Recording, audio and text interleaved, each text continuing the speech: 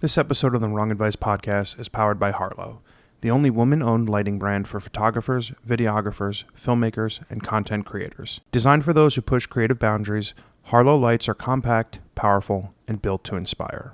Harlow creates tools that stand the test of time, crafted for those who see light as an art form. Harlow believes that your light can be bold, powerful, and beautiful, and that it deserves to be seen. Visit Harlow online at www.harlow.com or follow them on Instagram at Harlow Creators.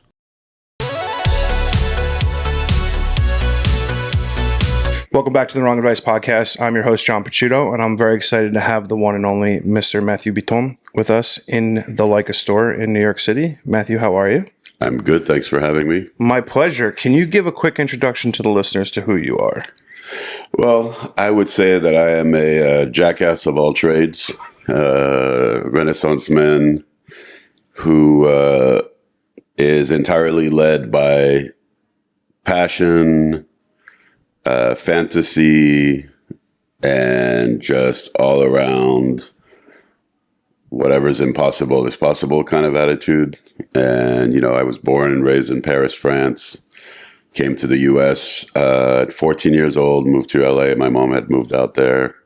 I was in boarding school for 4 years in France. And so just kind of like the shock of coming from like a Waldorf school, and I'm familiar with Waldorf, but very like child-led education. You draw your own textbooks. No, you know, sweet. Everything is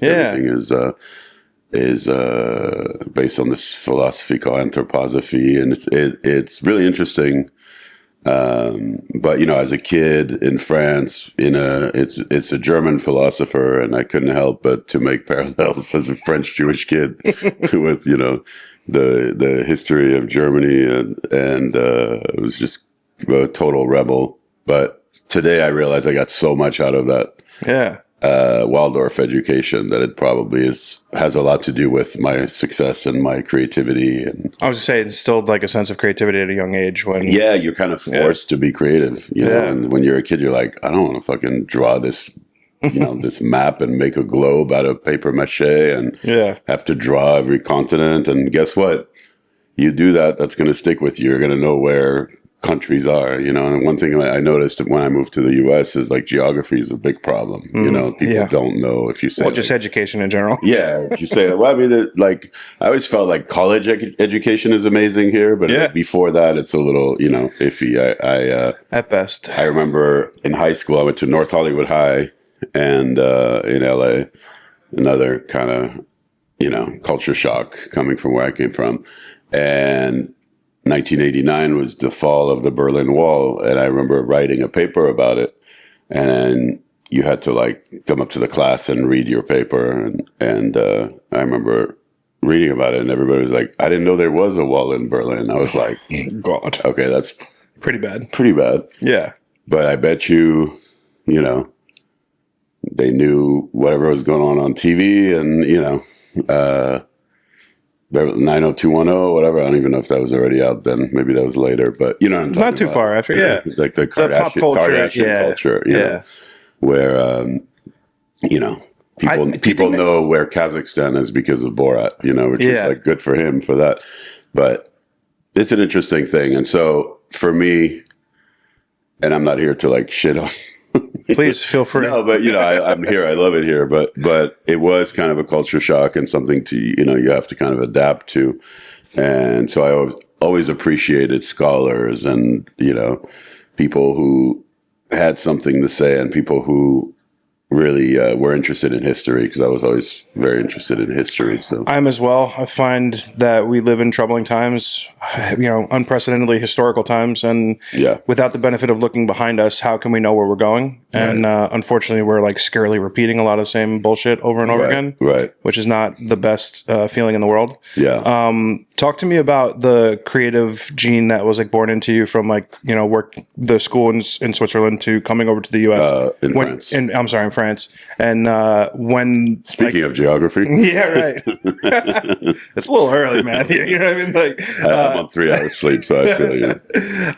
Talk to me about like, you know, your first foray into photography and like how you developed this love affair for this art that you've created. Well, you know, creativity for me started with, like I said before, kind of fantasy and passion. And so I grew up going to the flea markets every Sunday with my dad, and just it's a very visual place, And so that's kind of where I discovered a lot. Records. I am a big vinyl collector. That's where I started buying records. That's where I saw, the first prints, photography prints, and statues, and furniture, mid-century things that my dad collected. I just kind of got exposed to everything in that place. And so, as far as me starting, I always was after something creative. I just didn't really know what my calling was for a while. Mm-hmm. So photography came later. I was a graphic designer, which I still am, but, I kind of taught myself graphic design.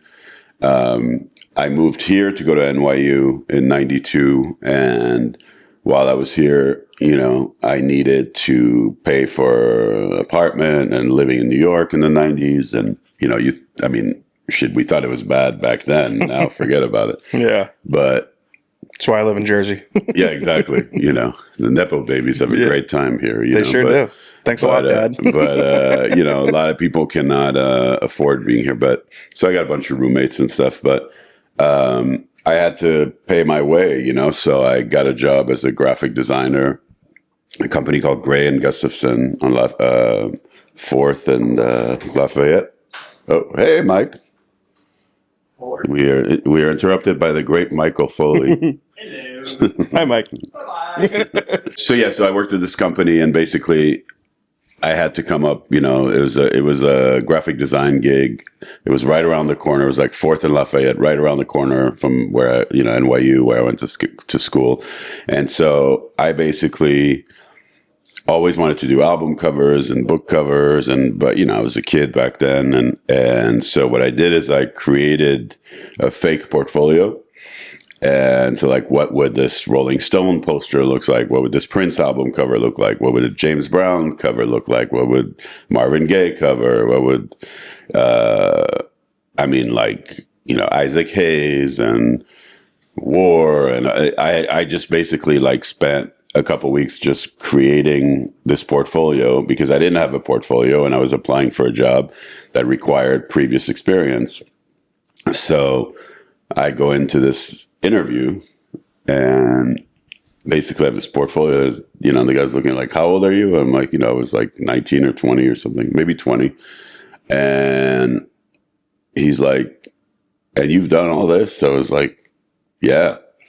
And he's like, "But I'm confused. You're at NYU now?" I was like, "Yeah, but," he's like, "But this is a real portfolio?" I was like, "It's real. What you're looking at is real. Yeah. It's not a hologram." Yeah, I really made it. Yeah. It's actually a portfolio. And he's like, "But have you worked with any of these people? Are any of these albums out and any of these posters out?" I was like, "They're in this portfolio, And the guy's like, "You're hired." Yeah. He's like, "You got balls, man." He's like, "The fact that you came in to..." What's like a spec ad almost. Yeah. The fact that you came in with something that required previous experience with a portfolio showing you've done, you've had a lot of work published, and you're coming here with all this like bootleg shit, you're hired. And so at that company, I kind of went pretty fast from $9 an hour to like a $25 an hour or something. And back then, It's good money. And then, just kind of felt like I was never really good working in companies. I was better independent. So went freelance. The only other job I had one job here in the city, a company that was called FOB. And I remember I came in on day one, and my office was like really dark, no windows. And I remember feeling like, this is like jail. So I quit, I think after like 3 days. Fuck yeah. And then the only other job I had that was a real job for like a couple years, I worked for American Eagle Outfitters as like a senior packaging designer and art director or whatever. And that was another funny thing. Youth is really interesting, because I would walk into these interviews like, I had so like nothing to lose. You know what I mean? I was just like, so I'd walk in and be like, "Hey, so we know we're hiring you. If you're interested, we'd like to hire you." you know, you got to go to Hong Kong every 6 weeks and stuff. So I'm in my early 20s. I'm like, this is amazing. You know, 22 or something. And so I sit down. They're like, yeah, so, you know, it's just like a $40,000 salary thing back to the 90s. So I'm like, yeah, my minimum is 85, you know. And the guy's like, who the fuck are you? Like, what are you talking about? What do you mean 85? That's more than twice what we're offering. I was like, well, I'm going to go work at Abercrombie and Fitch then because they made me an offer, which was not true. You know, I was just bullshitting my way through it. I was like, I mean, Abercrombie will hire me for 90, but I like this company better. So then I end up with the salary I want, you know, for a year and a half. I'm going to Hong Kong. Then they're like, you know, they send me the ticket for the first Hong Kong trip. I'm like, this is not in business class. Yeah. I only travel business class, you know. Where do you get that? I don't know where that came from. Yeah. I think it comes from movies, honestly. I was such a movie buff, and I always, you know, I talk about it in my new book. Like Jean-Paul Belmondo is a famous French actor, you know, The Breathless is probably the most famous one in America, but was my idol as a kid. And I used to literally walk around imitating his walk. And, you know, so sometimes I think I was in a movie. And because of like various things, parents divorcing and whatever things you go through as a kid, I definitely lived in fantasy world. So I think it was hard for me to delineate between reality and fantasy. And sometimes fantasy felt like a safe place, you know, an escape. And so I would do dumb shit, you know, like I talk about in my foreword of the book too, I think. You know, my dad's office was near like the area in Paris where it's all the prostitutes, you know, and I would go and basically act out like, you know, my parents had died and I was alone. I lived on the street just to be like, you know, hugged by one of these prostitutes. But what happened is one day one of them decided like, she had lost her son, I guess. And so she decides, you're my son, like reincarnated. And and she almost like wanted to like kidnap me or something. So I was like, all right, let's slow down on this acting thing. Yeah. You know, maybe I'm too good at it. I don't know. Yeah. But so the streets, like, I feel like the streets of Paris gave me so much inspiration, so many visuals that what happened is my godfather, this guy named Gérard Darel, very well-known fashion designer. The stores are all around the world still now. And he collected Leica cameras. Like he collected cameras in general, but the first Leicas I ever saw was this guy. And I think might have been my 13th birthday, he gave me like a Leica Flex. And it's really funny because he gives me this camera. I was so excited. I didn't know anything about, you know, Leica or anything like that, but he gave me this camera, give me some film. I go shoot some rolls. The rolls are blank. I was so upset.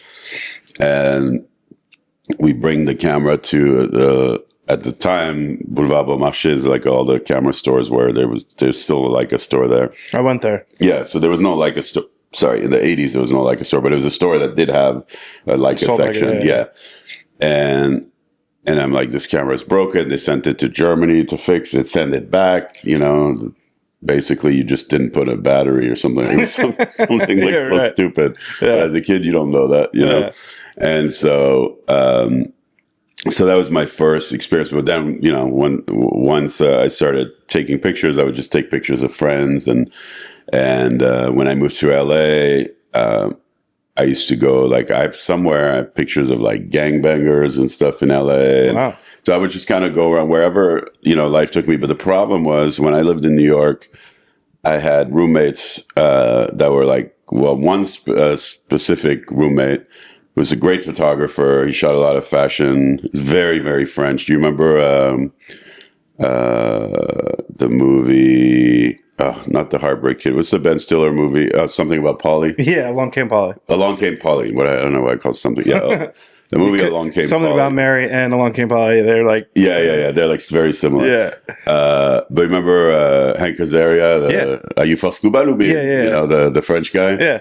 That was like... My roommate was like that. He sounded like that. And... very like, you know, pervy French photographer, had the models over at our place. We had this loft on 26th Street. But what happened for me is that I saw like professional photo shoots happen every day and somehow felt like, you know, I would never be able to do that. And then I had a lot of friends that. Why'd you think that? You know, it's insecurities. That's, you know, I've always had kind of insecurities about everything I do. And to this day, it still happens, you know, but basically seeing, you know, I started like Paolo Roversi shot in my apartment once. Wow. Like I was roommates with his son, who was another, at that point, Wow. I used to call, my apartment God's Hotel because people just thought it was like a free place to crash. And, you know, I was paying the rent and sometimes we'd have like 10 people staying there, but a lot of photographers, a lot of models. And so I just kind of got into that world, but was completely insecure about the idea that I could do that. All these guys were great. But you were in your 20s, right? I was in my 20s. Yeah, that makes sense. Yeah. But these guys, you know, they might have been a little older than me, but they were doing it. And so I always kept photography as a kind of hidden little secret thing that I do, shoot nudes of my friends or girlfriend or whatever, you know, concerts. But it was kind of like, you know, nobody's seeing this stuff, you know? And so, and the graphic design career was booming. I was doing a lot of stuff, you know, a lot of album covers and posters and wine labels and whatever people wanted designed. And it wasn't until really, early 2000s when all my musician friends, my friend Chris Pierce, who's a great artist, my friend Trevor Manier, Shane Alexander, all these guys, LA-based guys, like singer-songwriters. Trevor's in that band Dawes now, killing it. And basically, I used to manage, I've had so many careers. I fucking love that. So I was managing artists, and I decided that was not for me because I wanted to be more on the creative side. But I would do everything. I would make the video EPKs, the documentaries, the photo shoots, the design, the merch, you know, everything. And so at one point, I started doing all their album covers, and it was a good way of them being like, oh, this looks really good, but it's not costing me a lot. You know, sometimes I'd just do it for a few $100 or for nothing, whatever.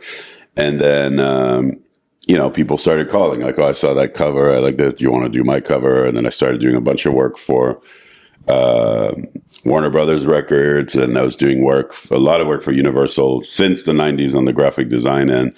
But then people would be like, you know, a friend of mine, Jeff Aroff, who was the co-chairman of A&M Records, Warner Brothers Records, you know, worked with Prince, Madonna, everybody. He the Police at A&M, like he's a legend, was an art director, but also like the big boss, you know, and then started Virgin Records in the US. Wow. So he and this guy, Jordan Rubin, but they basically, it was people like that, like a guy like Jeff Aroff, who would see my work and be like, man, I like the way you operate, you know, so why don't you come shoot this thing? Even this guy, Trevor, I was talking about Trevor Manier, like Jeff Aroff started a label with this guy, Steve Bing, who passed away a few years ago, but called Artists First. And like the first signing was Trevor, you know, so I could like kind of blend all the worlds, you know, but Jeff was like, you know, man, come do these album covers. And then I ended up doing all these soundtracks, Harry Potter and all this stuff at Warner, Spider-Man 3. And, you know, they were big gigs. And so those gigs would kind of allow me to help my friends out, you know, and do these gigs. And then I had a pretty good career up to that point. And then in 2008 in Paris, I was managing an artist named Émilie Loiseau, well-known singer there, who's on Polydor Records. And we were working on an album cover, and I had hired Jean-Baptiste Mondino, the photographer, who was a good friend of mine. And as a favor, I asked him if he would shoot this thing. And, you know, the guy does every major campaign for Dior and everything. And, you know, he's the GOAT. And was, you know, he's a big music guy, loves music. So he heard the music, he loved it. Came by the studio, I think, when we were working on the record, because I was also like her US manager. And basically, while we were shooting the album cover, it was a whole bearded lady concept. I was like, we were like lunch break, and, you know, I'm like swiping on my iPhone, which was pretty new at the time. It was like a year old, the iPhone. And I had just come back from South by Southwest, where I shot a bunch of music, you know, a bunch of shows for myself. And I was doing panels at the time. I would go, you know, do packaging or creative panels at South by Southwest. And on the side, I'd be like, oh, I'm going to go shoot this one and that one and that one. That's how I met Amy Winehouse back in the day. And basically, he likes, well, what's on your phone? What are you looking at? You know, no. I would like hide it. You know, it's nothing. He's like, no, it was like some picture of Van Morrison and then pictures of birds. I still love photographing birds, which I still do sometimes. But and he started looking at the stuff, like almost forced me to show him the pictures. And I'm like mortified because this is like, you know, the genius, this guy. Peeking into your soul. And peeking into my unedited photos or whatever. and then he's like, yeah, next time you call me to shoot something for you, I'm going to say no, because you need to be shooting everything, you know? And I was like thinking he was making fun of me or something, you know? And he's like, no, this is beautiful. You got to like pick up the camera and never put it down, you know? So was that the first time that happened? Yeah.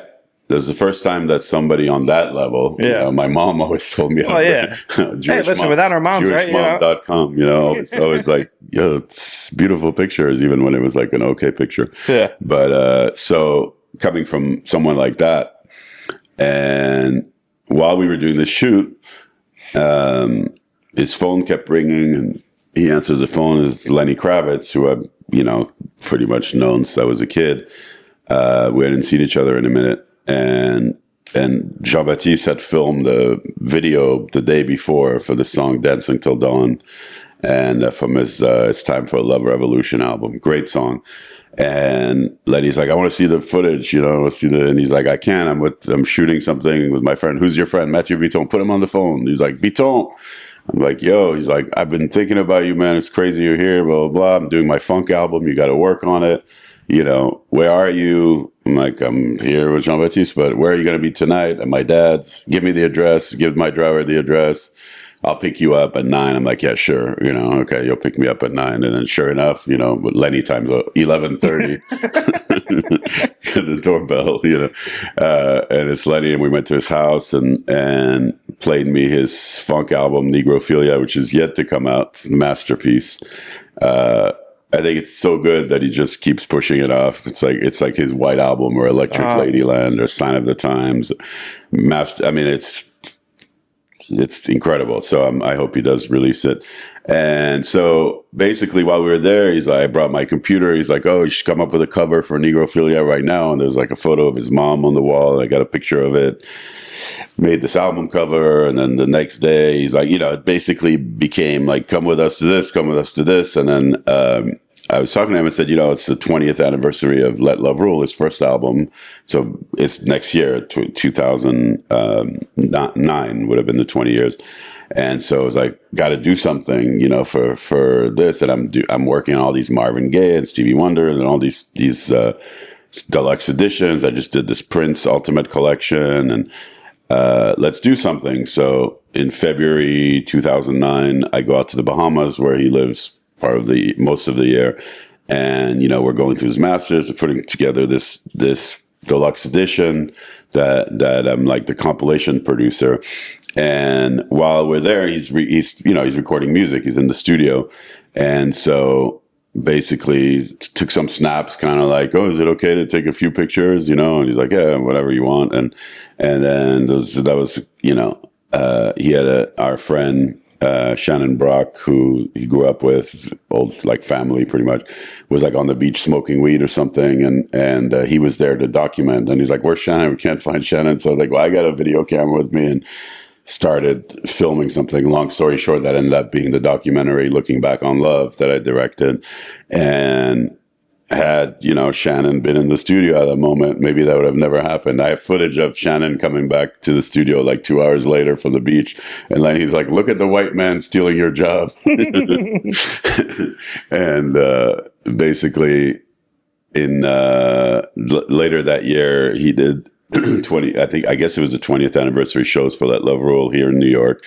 And my biggest epiphany was I was always known as like the connector. I was always connecting people, you know, hey, you should meet this guy. You should meet that guy. You guys should work together, you know, but never really like for yourself for anything, and never really involving myself, you know, and I would see people do big deals and big things. And I was like, damn, you know, and I'm here struggling, and, you know, so I don't know, maybe I got to think about this, but everybody was hitting me up like, can you ask Lenny if I can shoot this show? It was 5 nights at the Fillmore at Irving Plaza, which is back, I think, to Irving Plaza now.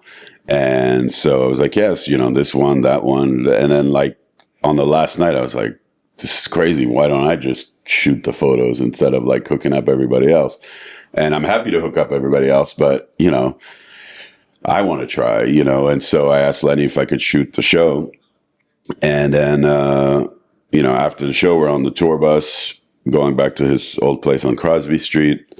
And he's like, let me see the camera. Let me see the pictures. I'm like, no, let me edit them and, do my thing and make him look right. He's like, fuck that. He grabs the camera, starts like looking to the back of the camera. And he's like, Craig Ross, his guitar player. He's like, come over here. And Craig comes from the back of the bus and like looks at the pictures. He's like, pretty cool. He's very mellow, Craig. You don't get a lot of emotion, but you get the right look from him. And then Lenny's like, where did you say you're going tomorrow? You're going home? I was like, yeah, I'm going back to LA. I got to do some stuff. He's like, fuck that. You're coming to Italy. We start the tour tomorrow. You're the tour photographer. Yeah. And I was like, can we talk money? I think, right. Yeah. You said something super interesting that I found is like very eerily similar to my life. Like, number one, big connector. And like, I think like when you put that like positive karma out in the universe by helping put other people on, it inevitably comes back to you like tenfold. True. And then this idea that like you sort of like happenstance accidentally end up in the right place in your life, like over time. Cause I came to photography super late, like in the last 5 years. So I was doing a whole different world. I was working in sports and real estate development and construction, and I didn't fall in love with this thing until I had nothing else, and I kind of stumbled back into it. You've obviously led a career that's been all over the world, all over the map, touched on a plethora of different, industries and mediums. Your new photo book, Paris Blues, I go through that book and I can feel you as an artist. That's a great compliment. Yeah, and I'm curious because I read in a New York Times article that you still suffer from imposter syndrome. And the LA Times article? Yeah. I wish it was New York Times. I'm sorry, LA Times. Hey, New York Times, write an article on Paris. Yeah, we'll make that. I'll connect it. I'm curious because like as a person who's, lived just like this incredible journey from a career perspective, how many boxes do you have to check off of like most people's bucket list for you to feel like that comfortability in your talent? I don't know if I ever will. Yeah. Yeah, I just... Why do you think that is? I don't know, man. It's like two extremes. Like I could be Kanye West and be like, I'm the Walt Disney of photography. I'm the... See, I always I have put certain people on pedestals my whole life, and I see the craft of photography as a real craft, At the same time, it's not brain surgery.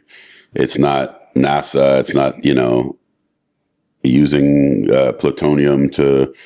save the planet, you know what I mean? Where it's a craft, but the thing is, craft requires talent and to be executed properly, So there's a lot of mediocrity, and for me, it's taken me, this long to be like, look at my book and even be proud of the book, and because I'm like, oh my God, this thing in the corner of this photo, like I'm very self-critical, and probably, part of it is never truly getting, there's always that cliche of like, you want your dad to be proud of you. And, my dad's got Alzheimer's now, and I didn't get a lot of that, and even though other people would tell me, he's so proud, he's always showing all your work and stuff, but you just didn't know how to do that, with me. Typical. Yeah. So I think that's probably a big part of it. The other extreme from my Jewish mom, who's always so proud, which is awesome, but so I think part of it is just that thing of, I can't play the piano. I can't, you know what I mean? Like there's always like greater talents. And so to me, I'm like, well, people love this work and love these things, but I can't compose a sonata or concerto, you know what I mean? Yeah. Like, so my talent is whatever. My talent is just like cool and, getting me through. And, but as you see, like, you have shows, like I had the show here at the Leica store in New York, the gallery, where like over 1,000 people show up and sell a bunch of prints and sell, I don't know, 250 books. I think we saw, it's crazy. So then I start thinking like, how do I give myself a break from this, self-criticism and this imposter syndrome?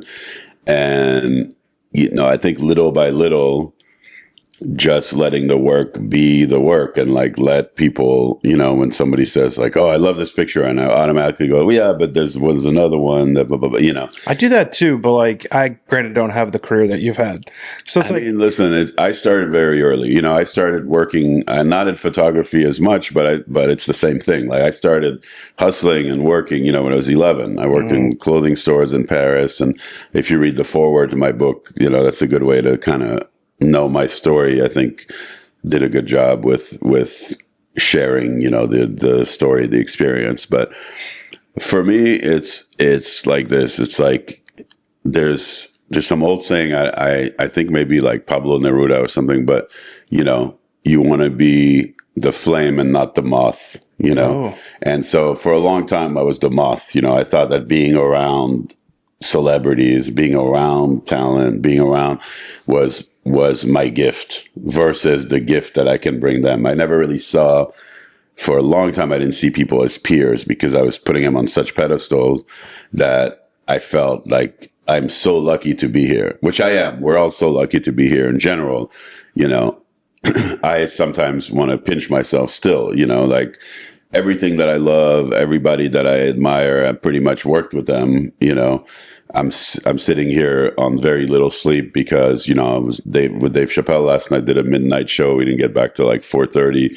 I could be complaining about the fact that I went to bed at 4:30, or I'm like, well, shit, I was with Dave Chappelle in a little club with 60 people for, the 2.5 hour insane show, Yeah, it's fucking awesome. It's amazing. So, I think the fact that life has brought me, my passion, I should say, has brought me to all of these incredible people, incredible experiences, being in Africa with gorillas in the mountains of Rwanda last year, in those volcanic mountains. And I mean, there's so many moments where I'm like, that my passion and more than my passion, what's the word? My discipline with work. I'm very disciplined with work. I work very hard. Anybody who knows me always calls me a workaholic. And so I think there's no secret. You don't just end up with these people doing these things. Yeah. I really, really worked at it. And, sometimes I'll meet like young photographers, young designers that come to me and they're like, how do I get to work with Dave Chappelle? I'm like, well, that's not the question you should be asking. Yeah. Right there and then you're failing. It's not about working with anybody. It's about how do you get yourself to be at a certain level that you draw attention from people, that will put you on the map, and in my case, I've worked with a lot of different people. But we're all, all these people, we're like, it's like a family, it's not just me being like, oh, cool, and they know how hard I work, they appreciate how hard I work. You have a reverence for your craft that I think is maybe not unique for photography, but like a lot of the greats have that sort of reverence for the thing that they do. When you look forward to like what you want out of this next chapter of your career, like when you've accomplished so much already, do you just sort of go with the flow as like wherever these moments take you, wherever this path takes you, or do you have like, like a 5-year plan? Do you have a checkered goals list? Like I think I definitely, I'm 52 now. So I feel like I'm in that place now where I have to plan more.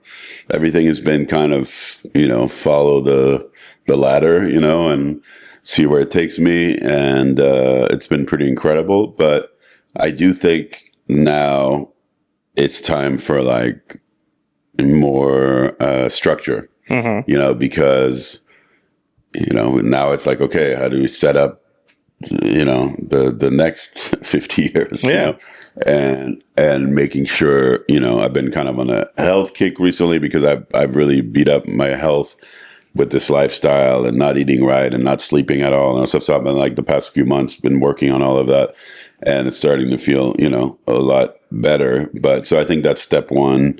And then step two is like, okay, what's the big things I want to accomplish that I haven't accomplished? I've directed documentaries, but I haven't directed films, which is my next big thing. I'm starting to actually take meetings with people about directing. And people are reaching out to me about it, and people that see my photos and are like, man, I can't wait to, one of the first people who kept saying that is Mario Van Peebles, a friend of mine. My favorite picture I've ever shot is hanging in the store of his dad, Melvin Van Peebles, that I shot here in New York in 2016. What makes it your favorite photo? What makes it your favorite photo? The history, the story, the moment, and just, when you look at something, you're like, I can't believe I took that photo. Yeah. That makes it my favorite photo. I say that about my shit all the time, and I'm like, also having these conversations, I say all the time, like, I can't believe I'm fucking interviewing you right now. It's like, these are these kind of like pinch me moments, but it's like one of those things where it's like, I'm going to be 40 at the end of this year, which is like a big fucking deal. You look a lot older. Thank you. I'm kidding. I feel a lot older. Totally fucking with you. Too much wine last night, but yeah. But like, so I find this like as a very like retrospective year. Like I'm accomplishing so many things that I never envisioned. So you look back and it's like, I think 40 is a good time to start looking forward about what I want. Yeah. But yeah, I find it interesting when a photographer tells me that they've shot their favorite photo, and then like, where is that rank to some of the images I've seen you make that are like so different, or so, what I would consider your best photo, or someone else might consider your best photo. Yeah. I mean, that's because, like I said, the story behind it, sitting in one of my absolute idols, Melvin Van Peebles, sitting in his apartment, thinking back to, being a kid in Paris, watching Sweet Sweetback's Badass Song and Watermelon Man and Story of a 3-Day Pass, all these incredible movies he made. And, I'm a big, big collector of black film memorabilia. I have probably a couple thousand original posters from black films from the 50s through the end of the 70s. And so, Melvin kind of started that whole blaxploitation movement with Sweet Sweetback. And so just that, the fact that life has taken me, this is the beautiful thing about my story to me, is that the word coincidence, I've learned to accept that there is no such thing as a coincidence. And so that's my spirituality. I'm not like a religious person. I'm Jewish, but I'm not, religious. I don't like read scriptures or anything. I don't like live by a book, Are you spiritual? I'm definitely spiritual. I definitely know that there's something greater than me, Same. Yeah. I used to think it was just Prince, The Book of Prince is my Bible. Yeah. And, which, speaking of the Book of Prince, what a shame, man. This documentary that I consulted on Prince, this 9-hour documentary with Netflix that got canceled. I'm so sad about that. Why'd they cancel it? The new estate guys, that just didn't feel it. And I think because maybe because they weren't involved or something, but they felt it was too controversial. But hopefully this thing sees the light of day. But it's called The Book of Prince. So, but even meeting Prince when I was like 14 years old in Paris, like I was like the biggest Prince fan in the world. How do I end up in his presence? And, coincidence? Quincy Jones, another one, I just, ended up knowing these people that literally wrote the soundtrack of my life. And not only that, ended up, doing projects with these people. Quincy, man, I miss him so much. He passed away like 3 days before we opened Paris Blues here. Oh, wow. And I dedicated the show to him. Quincy's somebody I used to go hang with who was like Yoda. He was like, he would just say like 2 things, and the most pivotal moment in my career, I think the moment that took me from like, you're doing okay, you're doing cool stuff, to like, the next phase, which started with the Lenny stuff and everything else that came, is when I used to go to Quincy's house, I would bring him like, here's this new Marvin Gaye thing I designed. Here's the CD by this guy I manage. Here's this thing I produce. Here's this thing I blah, blah, blah. And, here's my new cookbook. It's just like so many things. And when they were like sitting at a table and I'm like, doing all this stuff. And he's like, let me ask you a question. Where do you make money? And I'm like, well, a little here, a little there. Like, how's management going? I was like, it's okay. I mean, I made like 1 check from signing it, basically with management, unless you're managing Taylor Swift, you're like, you make a chunk when the artist gets signed and probably don't see money again for a long time, Yeah. So he was kind of like, scrap that. He's like, you're a really creative person, and you have a vision and you make beautiful art. So why don't you focus on like the 2 or 3 things that you enjoy doing, but also pay your bills, you know? And he says, you're passionate about music. You always talk about music, which is why we're here, why we get along. But he says, you got to remember something. It's called the music business. It's not just about music. It's also about business. Mm-hmm. So you need to focus on the business side. And that's Quincy Jones. Imagine getting that one-on-one at dinner at his house, you know? And I'm like 30 or whatever.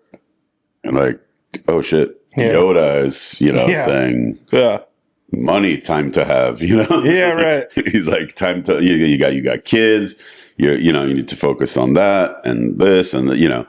So I've met these incredible people that weren't just celebrities. You know, I got to work with Harry Belafonte, and Belafonte came and like met me and my ex-wife and our kids, like, I mean, I'm like, these people, you know what I mean? These are like, so you mentioned like coincidence. I think of it sort of like a serendipity sort of thing. Like when you, for me at least, I feel like when I started living my life in like a more open and accepting way for the universe to bring things to me, those things started to happen. Right. You kind of strike me as a person that sort of like lived by the same mantra. Like, do you find yourself open to life's possibilities to like? Yeah, I mean, listen. The another kind of cheesy thing,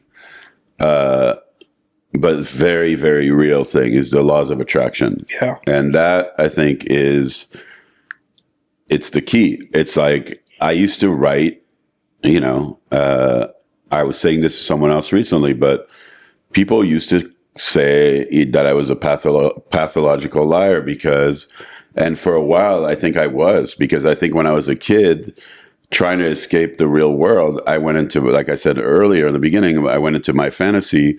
And so sometimes I hadn't yet realized the fantasies, but in my mind I had. So I was saying I was doing something because I was projecting, and I knew, you know, it's almost like I had tunnel vision into the future. And so I say, oh yeah, I know this person or whatever that I'd like literally seen at a cafe or something. But I was like, yeah, I know them. I'm going to be working with them. And so when I was in boarding school, you know, I would come back on the weekends and, you know, be like, oh yeah, I'm putting together this Prince compilation. I'll give you the best example of this that I've ever had. So I was probably 13, and, you know, I'm always in Paris on the weekends. And so I guess I used to make these little like cassette compilations, and I would design the covers. You know, it's the genesis of me becoming an album cover designer, and give them to my friends in boarding school. But the difference is, to them, I was like, oh, Matthew's making these cool little cassettes. To me, they were like releases. You know what I mean? They were like real. Yeah. And in 2006, I worked on this Prince, this Ultimate Prince 2 CD compilation. And I was like the mediator between Warner Brothers and Prince. And somehow I was like very instrumental, I guess, in making that project happen, because he was fighting with Warner Brothers, and he had this new album that was coming, 3121. So we postponed the release. But I was always like the middleman, which was incredible as a Prince fan, you know. And finally this thing comes out, I think in 2007 maybe, or like late 2006. And comes out. I'm like so proud. I got my name on a Prince record. You know, it's like my dream come true. And one day, like, I get a Facebook message from a guy, and I'm like, oh man, I remember this guy in boarding school. You know, his name was Benoit Lochal. Like, he was one of my best friends in boarding school, and haven't seen him since 1987. Excuse me. And he says, man, did you work on a Prince compilation or Prince album? I was like, yeah. He's like, my wife bought it. But he's like, here's the weird thing. I still have the cassette you made, and it was called Ultimate Prince, and it had all the same songs on it. I had no memory of that. Wow. And he says, you drew the same logo on the cover. It's the same cover, basically. So that was, obviously I did it, but it like was way out of my mind. So when I designed it, it was the 13-year-old brain. Wow. That was like, oh, remember you did this? I didn't remember. Yeah. Because I used to make a lot of these cassettes. I used to make these mixes called the Funk Bible. There was like all these you know, funk compilations. And so that was pretty trippy. You know, the fact that I had already done this in my fantasy world. Wow. And ended up doing it for in real life. You know. And you manifested it. Totally manifested it. But I didn't even remember that I'd done that, you know. Yeah. So that's a perfect example of that. You know, my favorite movie of all time, I have this tattoo here, Phantom of the Paradise, Brian De Palma film. If you haven't seen it, I haven't. Go watch it tonight. It's a masterpiece, 1974. Paul Williams, the great composer, is, you know, one of the leads and did all the songs and stuff. Well, I grew up, my dad turned me on to that when I was a kid. It's been my whole life. It's been like the soundtrack to my life. Now I'm in the middle of producing the official like deluxe edition vinyl of, you know, Paul has become a good friend. We've been hanging out, texting. Again, like, why me? You know, I don't, but, why not you? But because I really went after it, and it's something that starts from nothing. It just starts with an idea, and it starts with like, how do I find this person? Met this guy through the great roast master Jeff Ross, introduced me to this guy, Steven Kessler, and we're at a show in Miami or something, at a Dave show, and Jeff was opening, and I meet this guy, Steven Kessler. I'm like, where did I know this guy from? He's like, yeah, I make documentaries. I'm like, you made the Paul Williams documentary? He's like, yeah. I'm like, oh my God, blah, blah, blah. So then, you know, he's trying to hook us up to meet. Paul probably is like, I don't want to meet this guy. I don't care about this project. And the day I won my first Grammy, I'm sitting at breakfast at the Four Seasons Hotel in LA and waiting for my girlfriend to come down, Grace, and they sit me next to Paul Williams at the table. And I'm like, this guy's been trying to connect us, but fate decided that's how you're going to meet. Yeah. And I see Paul, he's like in a meeting with his agent or something, and I could see him like under the table on his phone, you know. And then I went like, hey, Mr. Williams, I was like, you like my tattoo? And he's like, what? Wow. Now we were just in the studio a couple months ago at Universal, and I got to pull all the master tapes from Phantom of the Paradise, all the unreleased stuff, and play it for Paul. Like, imagine that. Yeah. You know, 51 years after he recorded this stuff, I'm the guy who gets to play him his own music that he hasn't heard in half a century. You know, that's totally surreal. That's fucking awesome. And he's tearing up, and he's like, you know. That's pretty remarkable, because it played such a big proponent in your own life. Yeah. To then build something special with the person that inspired you so much tremendously. I think that's ridiculously beautiful. There is a lot of wonderful coincidence, serendipitousness to your life. Serendipity. Yeah. I'm the French one, but I'll correct you. I'm curious, do you ever like stop for a moment and think, am I worthy of this? Oh, yeah. I mean, that's the whole thing. That's what I was saying. I think that's the imposter syndrome thing. Do you ever stop, wonder, and think, I am worthy of this? I think I'm finally getting there. I think... How long after your 50th birthday did that happen? Because I figure I'll be 10 years. It'll take me 10 more years to get there. Well, I'll tell you what. 40 was very pivotal too. 40 was the year... I remember I was in the Bahamas at Lenny's in Eleuthera when I turned 40.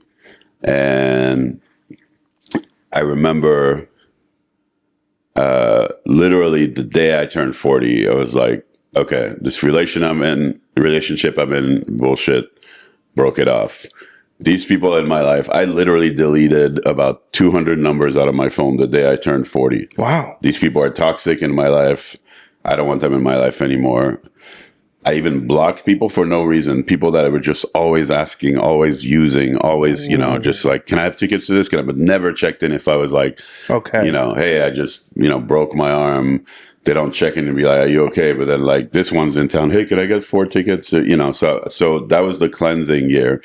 And then also decided at that point, what's the next 10 years of my life? You know, I want to produce more. I want to do this. So it's sort of like what I'm going to be doing now at 52. What I've started doing, writing lists and things, you know. I found when I was my storage looking for Phantom of the Paradise stuff for this box set, I found a New Year's resolution list from 99. So I was 26 when I think it was right before my son Miles was born. I have 2 boys, Miles and Julian, who are now 22 and 25. And like, you would like flip out if you saw it. I kind of need to now. It's like, yeah, I got to find a picture of it, but it's like, you know, do this Prince project, do this thing, blah, blah, blah.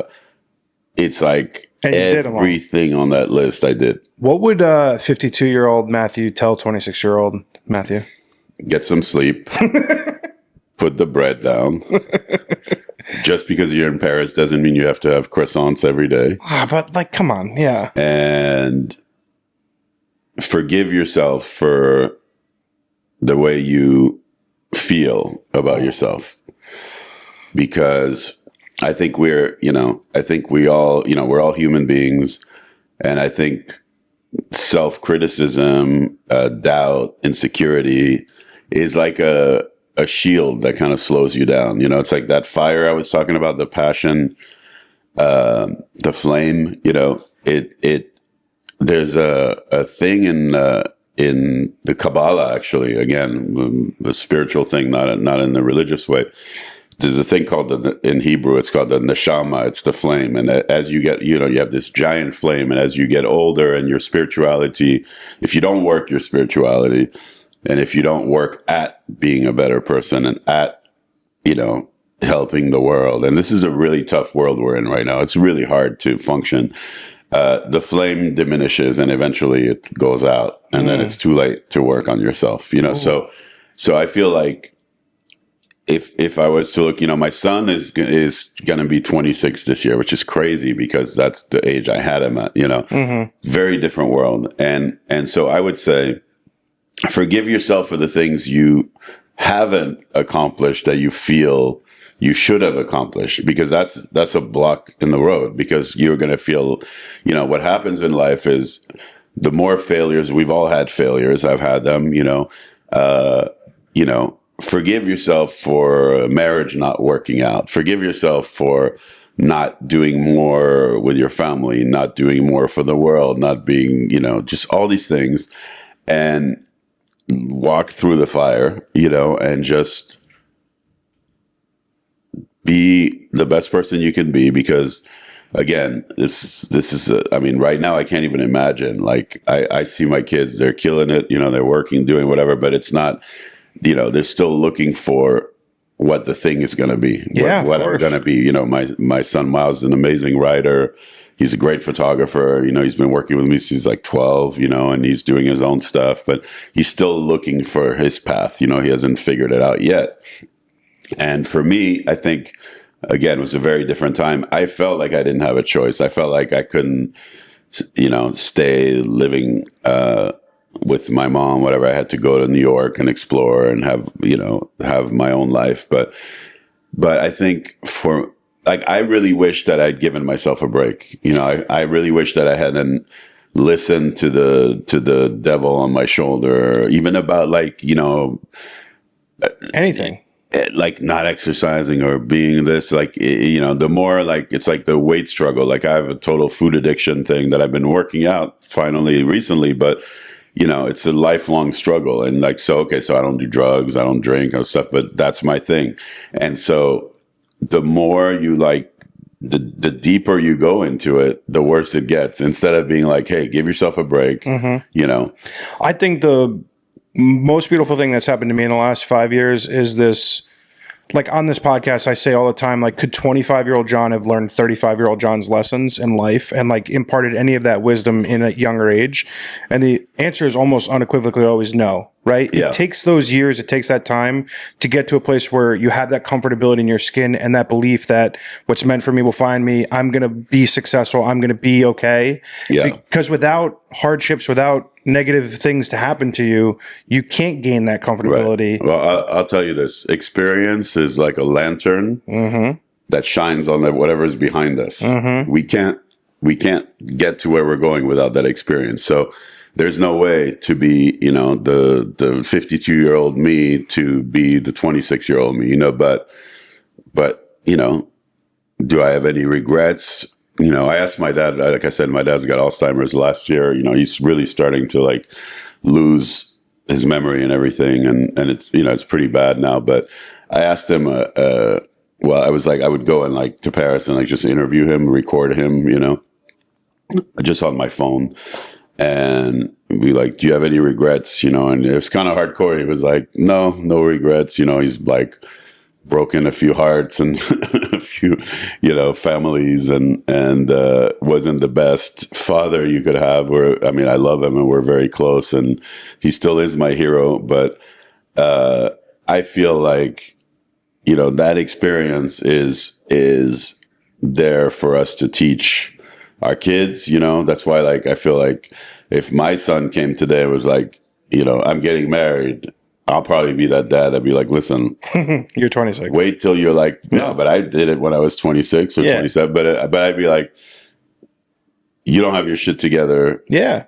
Enough right now to, you know, and that's not even happening. I'm saying hypothetically. Right. But, you know, I would just kind of think that as I become, like, hopefully someday I'm become a Yoda, like Quincy was to me. And it's starting to happen. People come to me for advice and things, and, you know, and I get to speak from experience. And I think that's what's so beautiful about experience and failures and successes is that you get to share the true story. That's real life. You're going to have ups and downs, and, you know, you're going to have heartbreak, and you're going to have, you know, I've broken like 12 bones in my body in the past 5 years, you know, but hey, I'm here to talk about it, you know, and almost died in an accident in Mexico. And I'm here to just say, hey, that was kind of funny, you know, like seeing your life flash before your eyes. And I think you said something that's super important when talking about your parents. It's like, I think a lot of times as a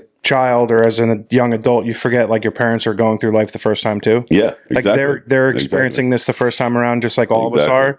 And the really beautiful thing that you said is like giving yourself grace, allowing yourself to grow, allowing yourself to learn, allowing to yourself to become a better version of yourself. Because again, these lanterns behind us give us perception. Yeah, and you know, like I said, forgive yourself, forgive your parents. Yeah, that's a very good point, because they were doing the best they could, you know. Okay, so some were more selfish than others, you know, some were more career driven and thought that's what they have to do to take care of their families. You know, I'm like that. I know that I missed a lot of things and birthdays and even like graduation thing because I was always on the road, you know. Do I regret that? Of course. Like, I wish I was there. But then when I see them, you know, like the night of my opening in New York, my son Miles came to me and was like, this is like one of the best nights of my life. This is amazing. And I was like, oh, he's proud and he's having a good time and probably a little tipsy. We were at the little Dimes, the bowling alley at the Gansevoort where I had the after party. And shout out to the Gansevoort because they were awesome.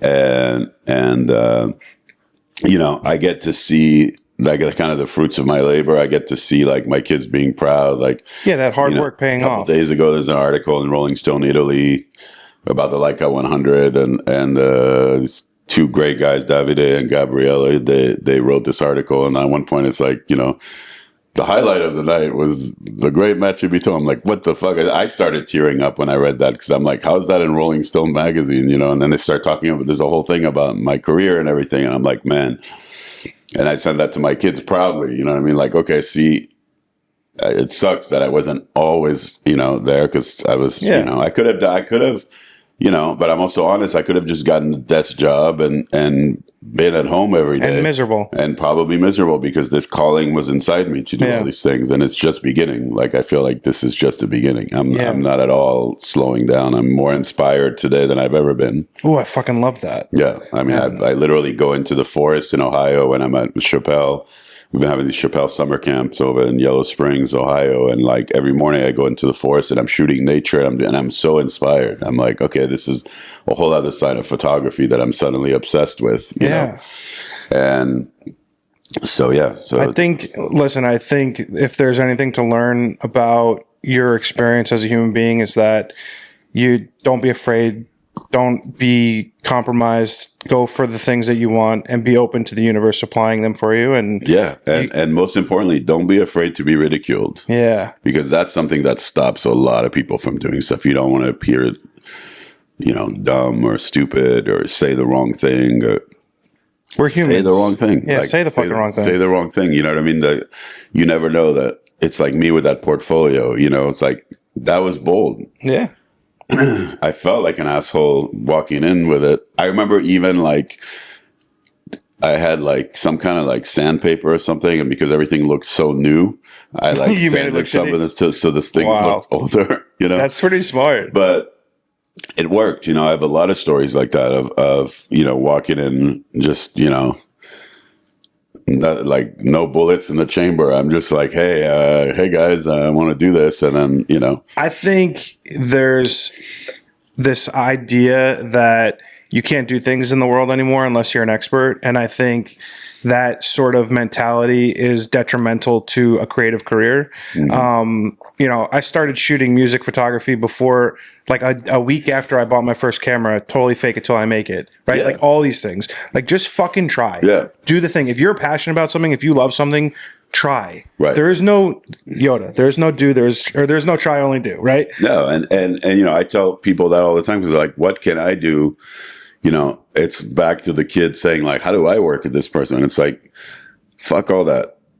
Pick up the camera, go outside every day with a camera. If you're trying to be a photographer and you don't have your camera on you every day, do something else. Yeah. Make them notice you. Somebody who's considered themselves a photographer could go out of the house without a camera makes me wonder if they're a photographer, if they're meant to be a photographer, because that moment that might be your Pulitzer Prize winning photo is just out there waiting to happen. And if you don't have your camera that day, it's happened to me a couple of times. They're like, oh, damn, I just stepped out to go to the market, and you really, what's crazy is like life is so unpredictable.